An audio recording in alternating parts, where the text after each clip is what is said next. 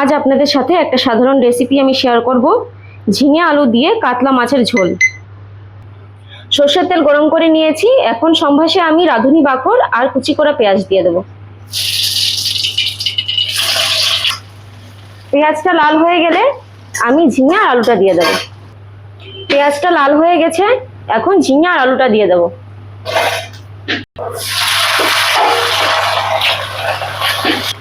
স্বাদ অনুযায়ী নুন দিয়ে দেব। 1 চামচ পরিমাণ হলুদ গুঁড়ো দিয়ে দেব। হলুদ আর নুন দিয়ে আমি কষিয়ে নিয়েছি, এখন জিরে, ধনে আর আদা বাটা দিয়ে দেব।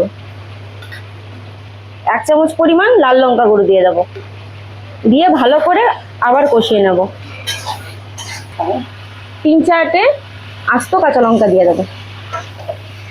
ঝিঙে আলুর মাছ আপনারা সবাই খেয়ে থাকেন, আমি আপনাদের সাথে এটা শেয়ার করলাম। এখন পরিমাণ মতো ঝোল দিয়ে দেবেন। ঝিঙে আর আলুটা সেদ্ধ হয়ে গেছে, এখন মাছগুলো দিয়ে দেব। আপনাদের সাথে আমি আমার ঘরের যাবতীয় জিনিসগুলো আমি শেয়ার করব। কয়েকদিন পরে আমাদের চ্যানেলে আপনারা ডেইলি ব্লগ দেখতে পাবেন। আমার মাছের ঝোলটা রেডি। যদি আপনাদের এই রান্নাটা ভালো লেগে থাকে, লাইক, শেয়ার, সাবস্ক্রাইব করে দেবেন।